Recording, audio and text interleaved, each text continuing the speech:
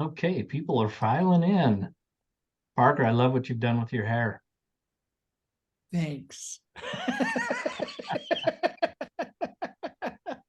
Is that known as the free Karen, curl? what are you smiling at? Karen's You, sitting right across from me, by the way. So, The turkey got wild with Parker, apparently. no, I love the holiday season. It's so festive. All right. Got more people trickle in. That's great. While people are trickling in, let me just start with maybe not so good news, but a good reminder. Um, I got a call from Ron over the holiday portion of the week, and just to give me a heads up, and it's a good reminder for all of us. And I will just start off by saying this: our agents didn't do anything wrong, but we had a deal go through where we were the listing agents, and we sold a property, and it was somebody who came through on a Zillow lead and was out of state. Anybody guess what happened there? They didn't own the property. They did not own the property, and it was sold. And so, I guess what I'm trying to say is there's no way to 100% foolproof this. But when you know the probabilities and the frequency of where these things tend to originate, it should be a red flag to all of us. So if you have a seller who says, yeah, I'm out of state, and you know what, and I've said this before, but it's worth reiterating, there's usually some type of a sob story along with it. One of the ones we had up in our Farmington office was, oh yeah, I'm with my dying mother in California, so I can't come out, but we need to sell the home because it's going to help fund her caretaking for the next little while. You know what? And we're all human. Instantly you're kind of like, oh yeah, that's tragic, but you also have to couple it as professionals with some critical thought and be like, okay, is this just possible? If it comes through a Zillow lead, if it comes through a realtor.com lead, I'm not trying to say all those are bad, but they tend to be coming from those online lead sources. They tend to. The vast majority of them, that's where they're originating from. And then you make contact with the person, and then you get some version of a sob story, and then they say, yeah, can you just send the documents for me to sign, and we'll get this listed, and you get a buyer and earnest money. And there's a lot of variations and flavors to this. They can want the earnest money released to them because they're taking a lower price on the home. That's one version of it, but this one actually went through to closing. And how does that work? Yes, Jill. So with title and such, do we check tax records? Because that's something that I have always done on both sides just to make sure, but then can tax records be inaccurate as well? They can, and somebody can spoof and say they're actually the owner of record, right? I mean, so in other words, if the tax record is John Doe, they can say, yes, I'm John Doe, right? And all of a sudden the credibility kind of goes up. It's like, oh, well, I'm actually dealing with the person who's showing on tax records. And so again, I'm trying to paint this picture that there's no 100% foolproof way. I'm just trying to give you guys some mental flags. So one, if they come through an online lead source, online lead source is what I was trying to say. If they're out of state, if they can't meet in person, if they want to do everything remote, including closing, right? So a lot of times, if, for instance, if Metro's doing a closing for us and we've got somebody out of state, they'll set up an out of state closing, right? With somebody we have a relationship with. And here's kind of the kicker, and it was true on this one. It's like, oh, I'll just take the documents to my bank because they have a notary there, and I'll get them signed there, right? Well, they've already spoofed the bank into thinking there's somebody that they're not, and so of course they're, and And then the question is, well, what about ID and how easy it is to get a fake ID? I don't know. I just hear through the grapevine that it's very feasible. It has nothing to do with my application for a principal broker license. Wow, nobody even laughed at that. That was a joke, you guys. I mean, I know it was pretty easy to get a fake ID when I was 15. I don't Yeah. know. So, I would just say if you hit a couple of those things, right, just be alert enough to, reach out to me, reach out to your local broker. Let's at least see what we can do to do some further vetting on these people. I mean, there's dumb things like if they say, yeah, and they're texting you back and forth. Well, I've got some tools and I know other people do, through to verify phone numbers. I can plug in your phone number and verify if it is registered to your name. And then again, could they spoof that? Yeah, but you try and narrow it down so it makes it harder and harder for them to perpetuate the fraud. Yeah, Let me just finish this, Parker, and then I'll hit you. I would just say the one of the most significant ones is if they refuse to like go in and sign at a title company or something like that, and they're just going to go down to their bank remotely in an out of state. Please give us a call. Parker, go ahead. No, it's funny you say that because there was another realtor who I follow on Facebook who actually wrote a post about this last Wednesday, where he had said, here's this great listing I have of some land that is in Woodland Hills. Great property, great opportunity. Did all my research, did all my data. Felt like I was convinced that this was the seller. Posted the property on the MLS. Woke up in the morning to 15 text messages and 3 phone calls from the seller actually saying, "Why is my property listed?" Yeah. So interesting that you say that. And of course, he was able to work with him and the police to try and track down this guy for as much as you can. But the reality is I think it's becoming bigger because I've heard about this about 3 different times now from other realtors. Yeah, if we'd only heard of it 3 times, I'd be tickled. The reality is we've heard about it a lot. We've experienced it a fair amount, and it seems to be becoming more prevalent. So the reason I bring it up on the call is you guys are obviously on this call because you want to do a better job with your business, and this is just a friendly reminder to have those flags in your head. If you start seeing these things, and the first one should be online lead, out of state, will not be present in person for doing a transaction, that should be your first flag. If they start pressing for earnest money to be released to them, that should be another flag. If they're saying they're only going to sign at their bank when closing documents are sent out, that should be another sign. All these things add up to a collective. Listen, at the end of the day, we'll be able to navigate this, but can you imagine the headache we're about ready to embark on, right? Because we have a buyer that's pissed off now because his money went to somebody and it wasn't the seller and he's no longer the owner of the property. What does that sound like to you? Lawsuit, right? So we'll eventually prevail, but boy, there's a lot of pain and angst in the process. And it's not just for us, it's for the agent or agents involved. So just a friendly reminder. All right. Having said that, thank you for being on the call this morning. You guys have no idea how much I appreciate seeing you guys on the call and knowing that you're trying to improve your business, how you do it, to be professional, to take your fiduciaries seriously. So thank you for being here. Hopefully you had a good Thanksgiving. I told Karen, I said, it's a good thing I was able to come back to work because I don't know if I'd be able to fit in any more of my clothes if I stayed home any longer because the food just keeps coming and I had my kids home. All my kids are grown, and it's bad enough that it's good enough that you have Thanksgiving, but then all the surrounding meals, we went to a concert and this, that, and the other, and there's food everywhere. And I'm like, I gotta stop eating. So, okay. On the docket today is you didn't know it, but this morning I should have put it on the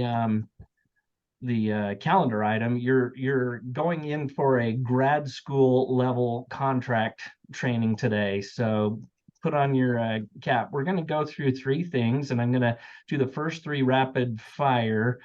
because they kind of lay the foundation for something I've been seeing more and more of. But I think even the three things that we're going to go through pretty quickly, I hope I can point out some things that you may not have seen or paid attention to previously. So what it's going to be is the REPC, the subject to sale addendum, and the option to keep the home on the market or continue to market and accept backup offers addendum. Okay. How many of you, just by raise of hands, how many of you have either seen that or been involved in that in the last 6 months? Okay. Good. A good chunk of you.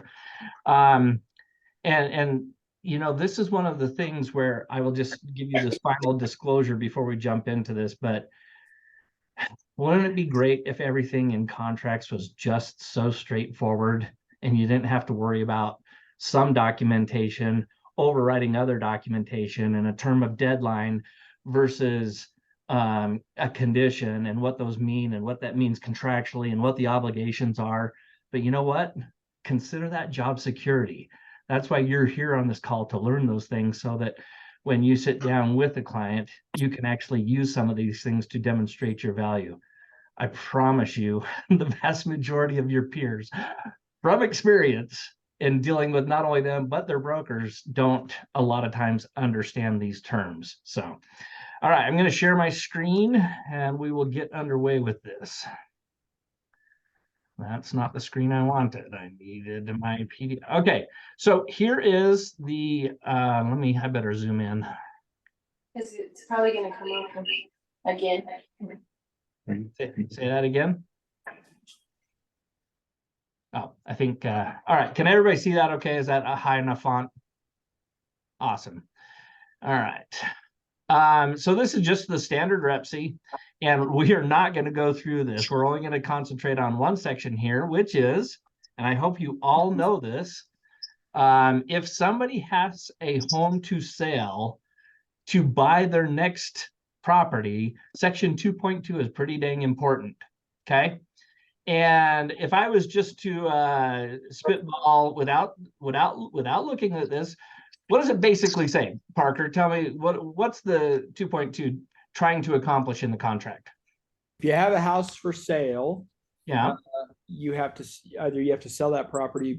Basically, you're notifying the sellers that you have a home that you either have to sell or you don't have a home that you have to sell. Okay.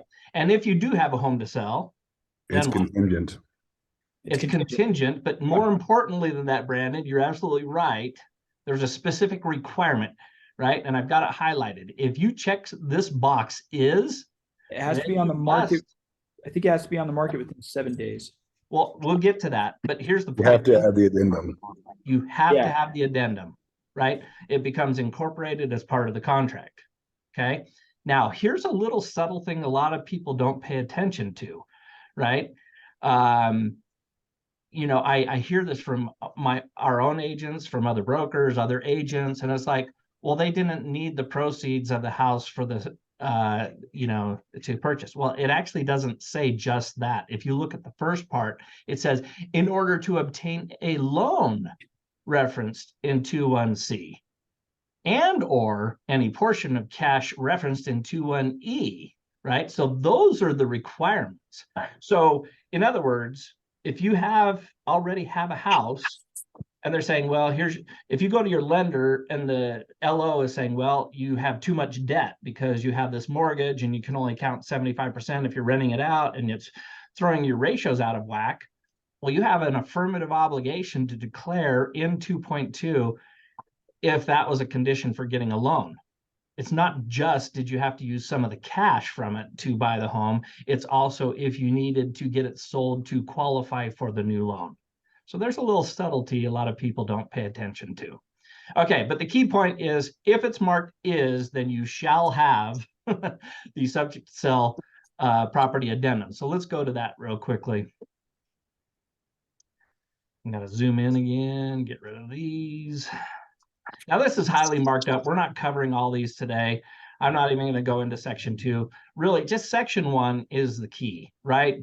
And it says buyer's obligation to purchase the property is conditioned upon the closing of the sales of the buyer's property located at 123 Main Street, This condition referred to below as the subject to sell buyer's condition. So that becomes a proper term of the contract. And then below that, there's two scenarios.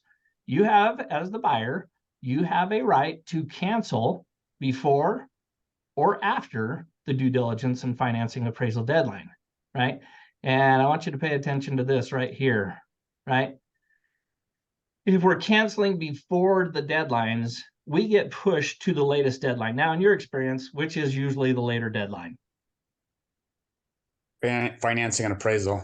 Financing and appraisal. And it's awesome because it has language in there. If the buyer is not satisfied with the terms of financing at their sole discretion, which means it's unchallengeable, they can cancel. Okay, so that's all pretty straightforward. We go to section B, says, okay, well, what happens if I cancel after those deadlines? Muted. What's up? New lead source. Gonna mute you, Parker. Okay, what it says is if you cancel after those deadlines, that basically you are entitled to your earnest money coming back, right? Sorry, not entitled to it coming back. It is released to the seller without any other written off. You have now created a default in the contract, right? If you cancel after those deadlines. And the crazy thing is the verbiage here, it seems pretty helpful, right? It says that, hey, earnest money is going to be released to the seller without further authorization. And further, the seller agrees to accept earnest money as their exclusive remedy. When anytime you see the word exclusive in a contract, pay attention. Or when you see sole discretion, pay attention. Those are very powerful contract terms. So the seller, right, let me just go back to this. In section 16 of the REPC, if somebody defaults, you have three remedies, right? I can take the earnest money, I can sue you for specific performance, or I can sue for other damages available at law. Anybody care to share with me what they think that means when it says other damages available at law? Give me a real world scenario. Come on, somebody help me out. So if you're not taking earnest money, and if you're not suing for specific performance, what are the other remedies available at law? Wait, so if you're not taking earnest money and you're not suing for performance? Correct. For specific performance, right? I'm not gonna. Oh, I see. Well, you could sue them for, let's say I have to move across country and that cost me $15,000 to $20,000 to move across country. And then something didn't happen. I'm out that money. Yeah. So here's the specific verbiage, right? Liquidated, section C. Accept a return of the earnest money deposit if applicable and pursue any other remedies available at law. So basically that's opening the door for, I can sue you for any number of things. And that just depends, I know you're going to love hearing this, that just depends on how creative your attorney is. And if your attorney comes in and says, oh, so you're not going to be able to take the job that you wanted to take because they defaulted? How do we quantify that? And it was a bump in pay and everything else.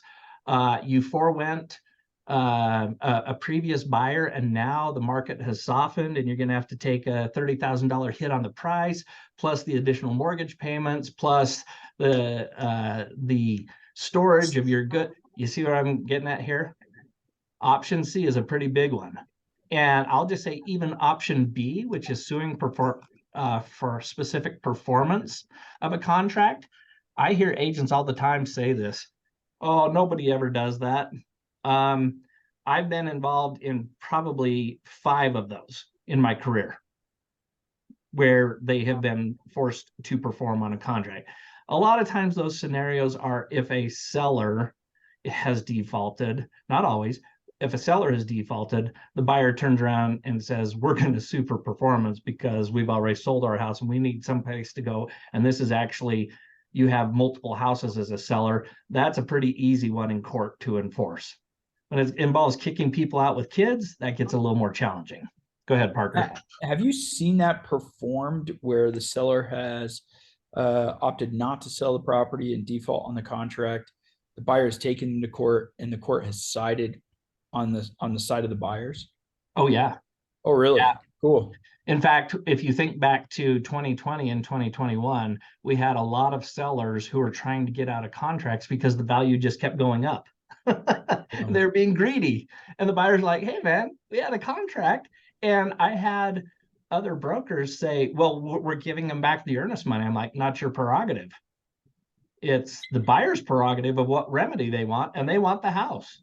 Now, vice versa, have you seen a buyer back out of a contract, even though I know that the contract is very buyer friendly? Have you seen sellers sue to enforce a buyer? That And have one's you ever a seen that lot. happen? That one's a lot more difficult, Parker, and here's why. If you go to the REPC, right, and let's go to the seller finance, right, the financing condition, right, and the buyer chooses to cancel after the deadline, right? So we're talking about this section here, right? It says, if you cancel after that deadline, the buyer fails to obtain the loan, they couldn't qualify, right? I mean, proceeds of the loan have not been delivered to the lender, then buyers shall not be obligated to purchase the property, and the buyer or seller may cancel the REPC by providing written notice. So you still have to cancel the contract. It's still alive. But if they do that, the seller further down agrees that here's what it says. Buyer and seller agree that liquidated damages would be difficult and impractical to calculate, and the earnest money deposit is a fair and reasonable estimate of the damages in the event the buyer fails to obtain the loan. And that becomes their only remedy if they're canceling based on not being able to get the loan, right? The forms committee, when they got together, said, well, this is pretty stupid. You can't, why would we encourage somebody to sue when they couldn't even get the loan? So one, you have to provide that you couldn't get the loan. And if you do, then earnest money becomes the only option. So that's why it's harder for a seller to sue for specific performance, because a lot of our cancellations default to the latest remedy and the most powerful remedy, which is the financing addendum, which has this built in. Make sense? Okay. So we have the subject to sell. We have the two scenarios before or after the deadlines, whichever is later. Okay, so that's all pretty straightforward, right? What happens though if we have a REPC that 2.2 says, yep, it is conditioned upon us selling. So here's our addendum, but the seller comes back with addendum 2 and says, well, that's great. We want to keep the house on the market and be able to accept backup offers. Let's take a look at that. I should have zoomed these in ahead of time. My apologies. Okay, so here's the key part of that contract, right? The seller, everybody's going to agree that the seller has the option to keep the house on the market. We often refer to that as a time clause. By the way, what is the default time? What's the default time? Sorry? There isn't one. It used to be named the 72-hour kickout clause, but I don't know if there is one. Thanks, Bill. Thanks for the history lesson. It's true. And you know what? This is one of those things that kind of becomes urban myth. It got accepted for so long. And even though they changed the form, people still be like, well, you have the standard 72 hours. I'm like, what are you talking about? There is no standard, right? It's whatever's written in the blank in section B. Okay. So let's go through this. I'm going to ask somebody else to read because I'm tired of hearing myself. Bill, do me a favor. Can you read just section A there? There's right to accept offers or other offers. Buyer and seller agree that seller may continue to offer the property for sale and to accept any, and now the little box is in my way. Hold on. Oh, that's the end of it anyways. Any backup offer. Seller, in seller's sole discretion, may notify buyer in writing of any accepted backup offer. Okay, I highlighted that I underlined that in a different color because I wanted you to pay specific attention to that. If you just read that fast, you may not pick up on this, right? It says the seller, and I've told you before, if it says sole discretion, be leery because that's very powerful language and it cuts both ways, you guys. So in the seller's sole discretion, may, not shall, may notify the buyer in writing of an accepted backup offer. Why did they use the term may? Think about it. Because they don't have to. They can do either way. What do you mean? I mean, They can have the offer and backup and notify them or not notify them. All right. That is in fact correct, right? I've had other brokers say, well, you guys didn't notify us. I'm like, well, there's not a requirement. Yeah, it's right in section A. I'm like, did you see the word may? It's at our prerogative and our sole discretion. We get to choose whether you're going to notify you and to invoke section B, which would be the remove conditions. We don't have to do it, right? And again, little subtlety, contracts, power is in the words, you guys. This is where if you take the time and understand these, one, you can look out for your clients, and two, things can be used to your advantage. I'm not saying go out and screw people. I'm just saying, there's specific language in contract for a reason, and language governs. I'm going to editorialize for a minute. There's nothing that bugs me more than when I talk to another agent or broker and they say, well, everybody understood what it meant. Brandon, you're shaking your head. Go ahead and editorialize for a minute. What am I thinking when I hear that? I'm pretty sure everybody on this call thinks differently. Yeah. You've heard the old saying, assume, right? Ass you me. If you assume, you make an ass out of you and me. Yeah, that's never truer than when dealing with contracts. Well, I just assumed, or everybody knew. Well, if everybody knew, it should dang well be in writing. Period. Right? Ask 5 agents, you'll get 5 different answers. Yeah, that's right. You would. And so by extension, what we write, if we surrender that we have to have things in writing, I don't know, this crazy thing called the statute of frauds. If we have it in writing, then we need to make sure we have clear, unambiguous language. Okay, so section B only comes into play if the seller, at their sole discretion up in section A, decides to notify the buyer of an accepted backup offer. Okay, let's stop there because I know I'm kind of straining at gnats, but these are all of the things that I get to deal with. How is a buyer to know if they actually received a backup offer?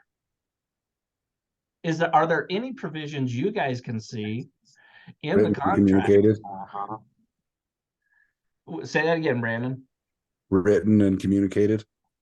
Yeah, but how do I know that the other side isn't just gaming me? Go ahead, Jill. Well, before this would all get accepted, I would want to put in an addendum right off from the get-go, a buyer must be notified to get Okay. to create a safe situation, because yeah, you're on the right track, but I would tell you in section 18 of the REPC, we already have a section that says what notice or notification requires. Must be in writing, must be signed by the party giving notice, and must be delivered. So we've kind of got that, but I liked where you were heading. I would put in an addendum that notification of the option keep the home on the market addendum, section 1A, would include the wording by providing a copy of the executed backup offer, right? I don't know why the forms committee chose not to put that in there. I would have done it differently, but it's not my world. But if you want to offer an extra level of protection for your client, I would say put something like that in an addendum. Okay. I mean, we do the same thing, right? When we had acceleration clauses, it's kind of like, oh yeah, I got another offer and it's $10,000 more than you. I'm pretty sure everybody's going to want to see proof of that. And there's nothing wrong with asking for that, but it's not by default in the contract. Okay. So here's where it gets fun with this one, right? You have section B says if the seller does notify the buyer that they got a backup offer, and whatever that looks like, right? Then the buyer shall have blank days after receipt of the seller's written notice to provide written notice to the seller of buyer's removal of the following conditions from the REPC. And then it goes pretty much to the section 8 of the contract. Now, notice I didn't say section 24. Why did I say section 8 and not section 24? This is a test question, Josh. That's right. I called you out. I don't know. Anybody help him out? It says you're removing the condition. Section 8 is, oh, sorry, go Go ahead. ahead, Parker. Section 8 is Se- all the conditions. Yeah, section 8 is the conditions. And what is section 24? Section 24 is the deadlines. The deadlines. Huh. Do you think somebody could make hay with the difference in terms? This is specifically stating that you're going to remove the condition. So the condition is, if I have section 8.1 checked, we all know that's the due diligence condition. If I remove the condition, that means I can't use it as an exit to the contract and protect my earnest money, but it still does not remove the deadline. This is why this is important. It's not saying you can't do your due diligence. You actually have a deadline still to do due diligence, but you cannot use it as a condition for exiting the contract. There is a subtle yet significant difference between those two terms, and I want to make sure you're aware of that, because people tend to use them synonymously, and they're not synonymous. Okay? So what it says is, let's just assume in a normal deal, it's like, hey, if we got a backup offer and, you know, we can get $10,000 more on this backup offer, and we have already negotiated this, and all three of these boxes have been checked, right? Then as long as I've received notice of a backup offer in writing, and as long as I provide in writing back to them, and there is a form for this, saying, yep, I am removing all of the conditions that were checked in section B, what does that mean for me as the primary offer? You stay in primary position. That's the first thing. I stay in primary position. What else does it mean? It means I got to buy the house. Yeah. You don't really have a lot of wiggle room. You don't get to back out based on a low appraisal, or the fact that the roof leaked, or the fact that, you know, financing was at a higher rate than you wanted. And notice on the third one, it has appended to it. And if applicable, you're getting rid of your subject to sell the property's buyer's property condition. Whoa, stop there. So section 2.2 says, if you require some of the proceeds to either qualify for the loan or to close on the loan, you have to have the addendum. Now, notice it didn't say you're removing the addendum. It says you're removing the condition. I would take this a step further, you guys. If I was representing a seller and we notified Jill and her buyer that we have a backup offer, and she, you know, in our phone conversation, she says, yep, we will get you over in writing saying we're removing all three conditions in section B. I think I would say, so do you mean that they no longer need to sell their house in order to either qualify for the loan or use some of the proceeds to buy this house? Because that's what you're now saying, right? Otherwise, they're kind of being fraudulent, right? And I'm telling you, your peers do not pay attention to this. So if, especially if you're representing a seller, and if you want to provide reasonable care, which is one of your biggest fiduciaries, and this situation comes up, how would you fix that? I mean, you can, the obvious one is say, is that really what you mean? And what if they say, oh, well, no, I mean, we still have to sell our house. What do you do at that point? These are the real world questions. I'm glad this is kind of stuff you guys. They back out. They let the other people come in front. That is an answer, Bill, for sure. You can say, is that really what you're saying? And Jill says, well, no, they still have to buy it. I'm like, well, then you probably should consider backing out. Anything wrong with saying that? No. I'm facing this situation right now where I represent the buyers. We made an offer on a property where the seller didn't tell us that there was already a primary offer in position. After we made the offer, he goes, oh, well, I got to tell the sellers, or I got to tell the other buyers, you know, that this is going on. And I'm like, okay, stop right there for a minute. Did he have an obligation to tell you that there was already an offer? Apparently not.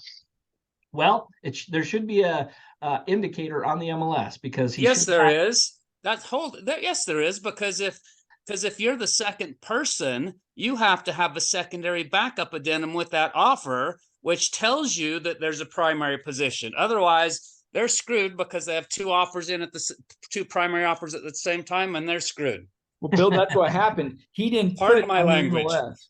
No, he didn't put on the MLS that there was active no-show or backup. He didn't put any of that. It was he just showed it as active. active. He Yeah. just showed it as active.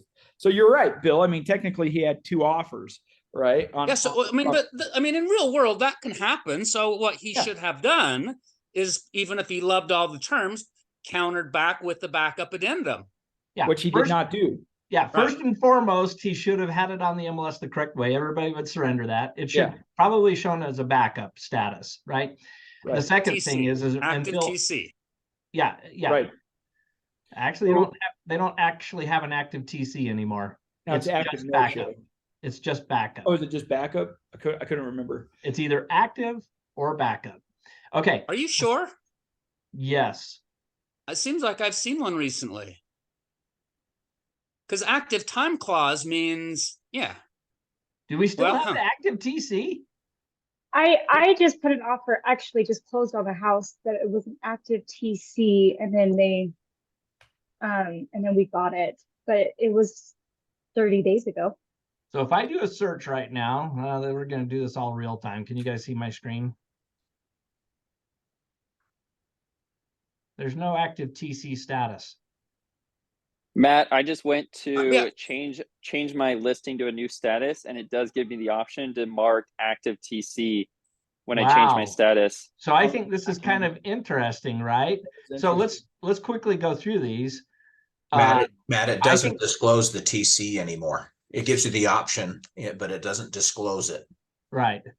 So if I'm searching for it, I can't search for active TCs. And I think that might be a coding issue within the MLS to where they have said if somebody puts active TC, it defaults to a backup. I don't know. I have to check that. But you certainly can't search on active TC because it's not available. If you go to help support center, right?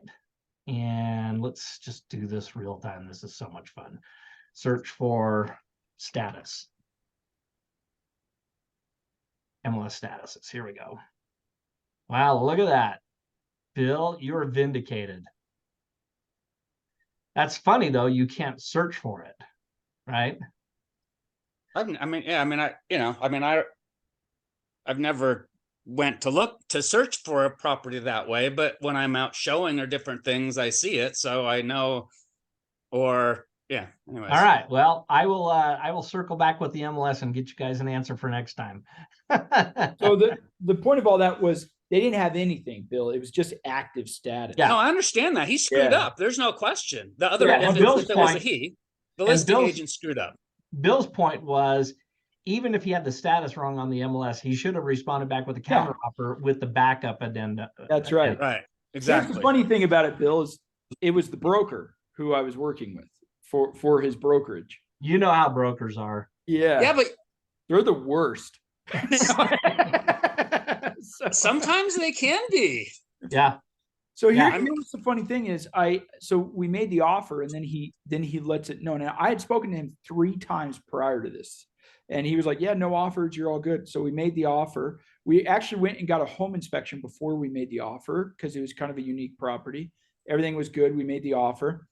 Then he goes, oh yeah, sorry. We're actually, we're going to have to move you to a backup. I'm like, what are you talking about? So then it became a question of, have you notified these other buyers that there's an offer, that there's another offer in play? And if so, do they have, What conditions do they have? that's right. What conditions do they have? And are they on are you on like a 72-hour kickout clause? So we had to go through this whole deal where essentially what happened is this guy called me yesterday and he goes, hey, you're still in our backup position. It looks like the buyers aren't going to be able to buy this property. This is 30 days after the case. Hey, it looks like the buyer or the current buyers aren't going to be able to purchase the property. They have to sell their home before they do it. but they are trying to get a bridge loan. And I'm like, why are you calling me, man? I'm like, what are Well, you Parker, let me interrupt because I think this is really important. This is why I like this call. There is like what I would call the theoretical maximum, right? It's like, well, we could torch that agent, we could do this. Doesn't change the fact that they already have a contract in the first place. And I remember talking with you about this, and we had some information, I think, from the lender or somebody on this saying, yeah, they're not going to be able to perform. I'm like, so you can go nuclear, right? In a time where transactions aren't exactly smacking us right, left, and center, or you can play the game, even though you shouldn't have to play the game. You need to inform your client that the other side didn't do this right, but I'm here to help you. I mean, the end game is you want this house, and I'm here to help you get this house. So that means we've got to play the game, because just torching everybody right now might just make it so you don't get the house that you want. So it's the theoretical maximum of the contract balanced with what's in our client's best interests, rather than just, and I see this all the time. People are like, oh, I'm going to report you. I'm going to file a complaint with the division. You can do all those things. You can do all those things. And sometimes it is appropriate. But if we take our fiduciary of doing what's in our client's best interest, not in our territorial beating of the chest, and you did it wrong, and I'm going to light you up for that. If you have to do that, do it after the deal's closed. Yeah. Don't get in the way of your client getting the house that they want. Yeah, instead of raising a ruckus and creating bad relationships, I just went to the MLS and reported the guy that he should put it in a backup position. He then changed his status and did. The point, I guess, the question to all of this and explaining this scenario is the buyer on that deal checked all three of these boxes, right? So the question I have for you is, it's not just that they're removing financing. Now they have to purchase the property. Right. So basically they're removing all contingencies, but they have told the seller's agent that they have to sell the property to have the capital to purchase the property. Here's my point, Parker, and that's Right, why. but they have the second option to back out. It's only they only have all of those three options if they choose to stay in primary position. Yeah. So I'm gonna jump back to the theoretical side. Everybody getting my signposts here? Understand I'm not advocating this, but if you get down to the brass tacks, if that first buyer did remove their financing condition, that means all the remedies are available to the seller if they were to default, right? If they held on to their financing condition and then they canceled because they didn't qualify for the loan, the only thing the seller could come after was earnest money, right? And I know that's not our scenario here. There's a backup offer and they would just go with, but that's why you need to pay attention to what you check for your clients, right? Okay. So why all of this? Why the REPC? Why the addendum subject to sell? Why the keep the home on the market addendum? Hey, Matt, before you move past this, Yeah. there's a little bit of ambiguity about section B. If you check the box where you're removing the due diligence condition, if you refer to the REPC section 8.1, if you were to check the is not conditioned, which is essentially what checking that box does, right? That does remove the language that refers to the deadline as well. So I think if you're planning to continue with your due diligence, even though the contract is no longer subject to it, you better make that clear to avoid a conflict as you go forward. Thank you, Daryl. I appreciate that. But if you get down to the brass tacks of it, what is really the condition? The condition is if this, then that. If I do my due diligence, then I can back out of the contract and protect my earnest money. That's really the condition. The deadline is ancillary to that, in my opinion. And I think it's also borne out by it's in its own section in section 24, right? That says, yeah, that's the deadline section. This is the condition. But the deadline that's created is referenced in section 8. I totally understand that. And that's why I say it's kind of ancillary. It's saying, yeah, there is a deadline. It's, by the way, it's over in section 24, but the deadline really isn't the condition, right? It's a time frame that you I think that can be debated, and that's the point. I 100% agree with you. And that's a lot of things in contract. My point is, I think Section 8 is way more focused on the condition, which is what can I do? And if I do those things, what are the consequences? The deadline is I have to do that condition by that deadline. Yeah, and So- if you look at section 8.1B, it says buyer's right to cancel or resolve the objections. It Correct. actually says you can resolve those no later than the due diligence deadline in that section, which is now removed. Correct. But then I would say further that this is a further iteration. Sorry, where am I here? This section A and B talks about those deadlines, right?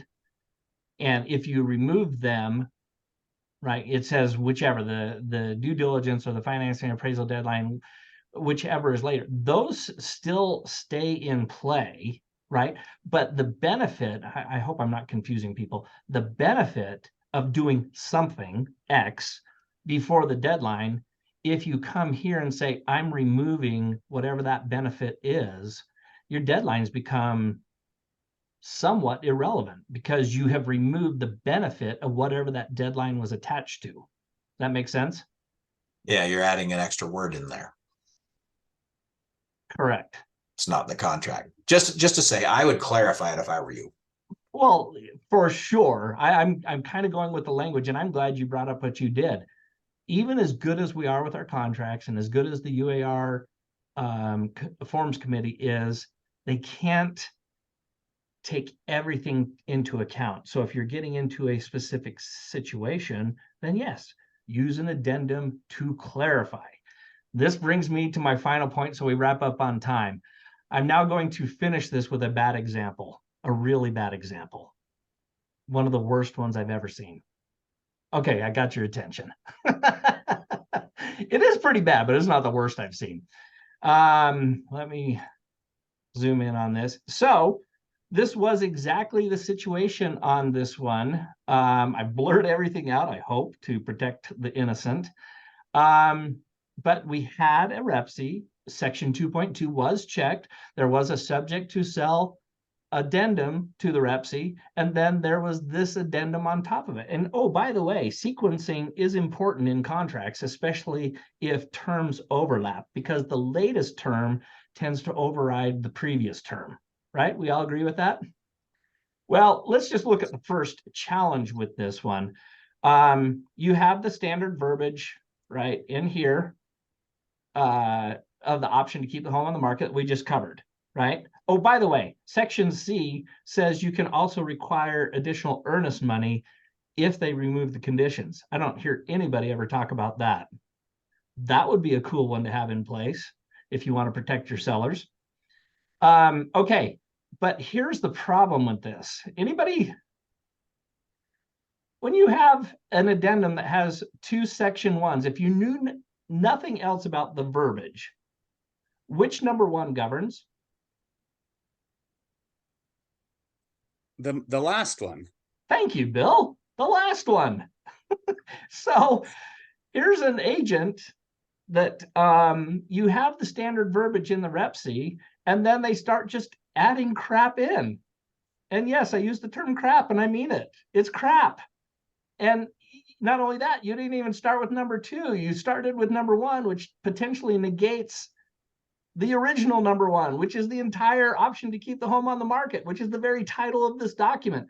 This is why, if you see over here in my red note, writing in the margins of a REPSI is a violation of the DRE rules. And just for fun, I want to make sure you believe me. There it is. You cannot make a counteroffer by striking out, whiting out, substituting new language, or otherwise altering the boilerplate provisions of the real estate purchase contract or language that has been inserted to complete the blanks of the real estate purchase contract. The way to do that is on an addendum.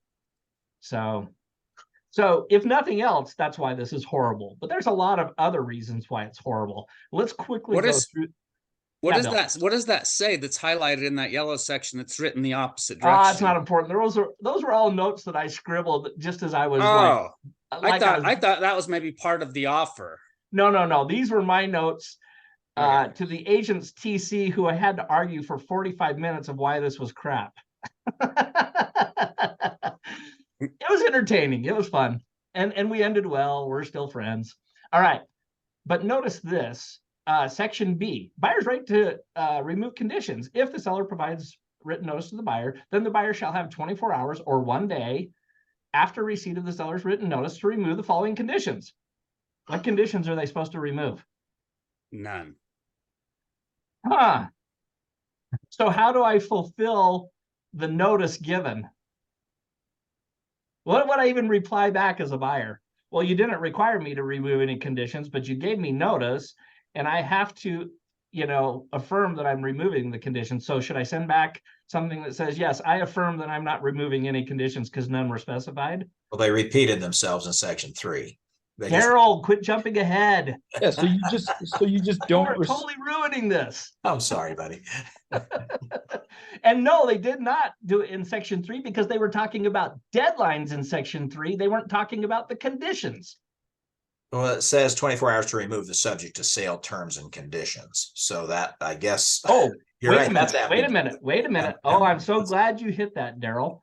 What exactly is subject to sale terms and conditions? Is that a proper term in the contract? Nope. It's meaningless. At best, it's ambiguous. Yes, agreed. Okay. So let's go on. This gets so much more fun. Hey, the good news is she put NA in additional earnest money. That's always a good practice. Don't just leave it blank. Okay. Then She made it sound so official. Oh my gosh. Yeah. Oh, trust me. Okay, listen. I'm just going to say this. I got well, how long have you been doing this? I don't know. I've only been doing it for 22, 23 years. And well, I've been doing this for 30 years. And I'm like, I don't know how to say this politely. Don't care. It was fun. And like I said, we really did end up in a good place, but I was kind of amused that what she was really trying to accomplish here was she wanted to remove the subject to sale addendum from the contract, because in that addendum, it gave them the right to cancel all the way through the deadlines. So I understood what she was trying to accomplish, but this was a really crappy way of getting there. All right, so let's read section 3 and we'll finish on that. The rest of it doesn't matter so much. So I love this, section 3. Addendum 3, number 1B, comma. What about it? Are we changing the language? It doesn't say so. It just states a section of the contract. Now, we can all assume what is meant, but we've already determined assuming is a bad approach. Addendum 3, number 1B, that would be this section, right? If seller notifies buyer of an accepted offer, sorry, again, you would have to assume that she was trying to replace the language here. Buyer will have 24 hours to remove a non-existent term called subject to sale terms and conditions. Which ones? It's super vague.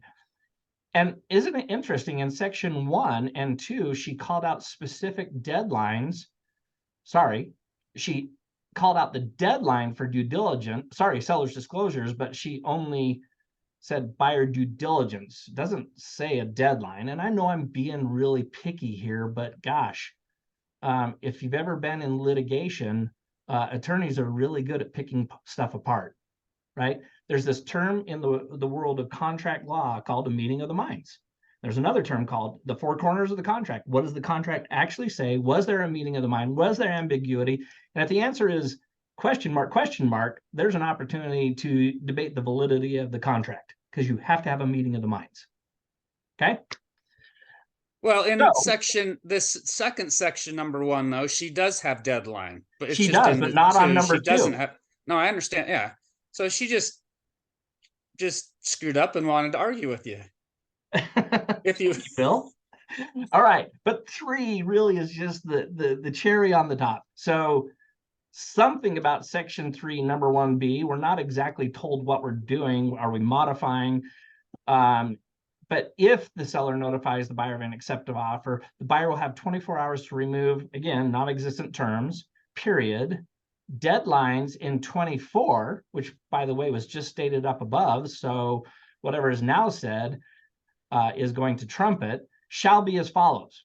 A and B, which we already just discussed in 1 and 2, A and B to remain in place.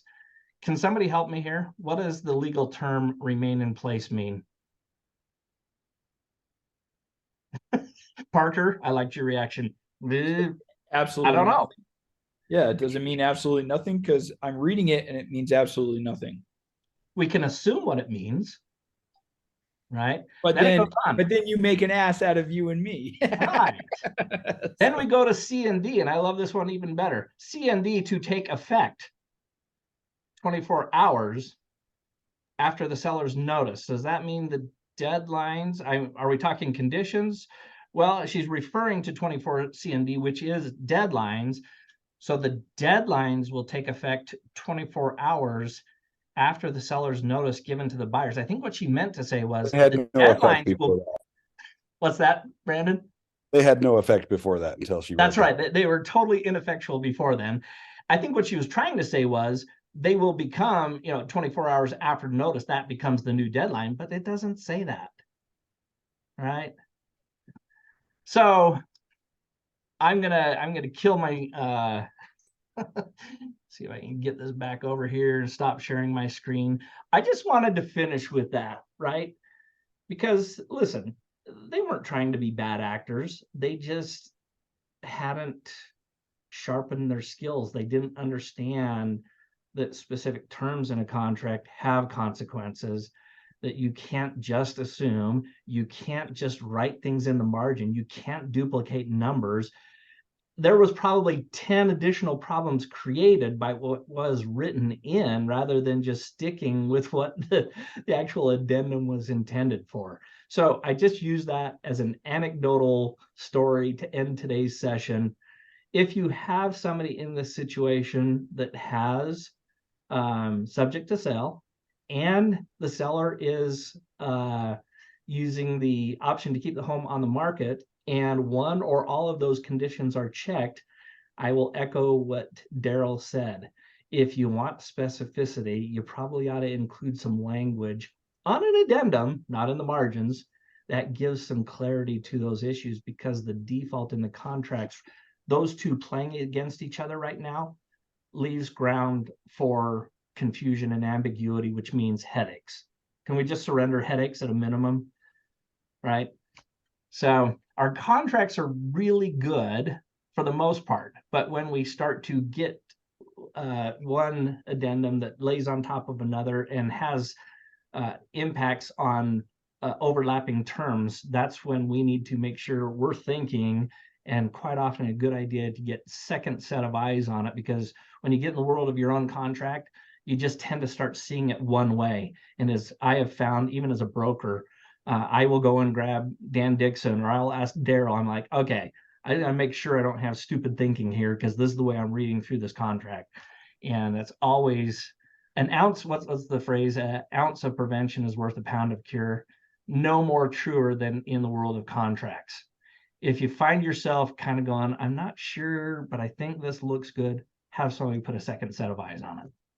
It will be time and energy well spent. Good All right, advice. guys. Bill, go ahead. No, I said good advice. Oh, yeah. Well, thank you.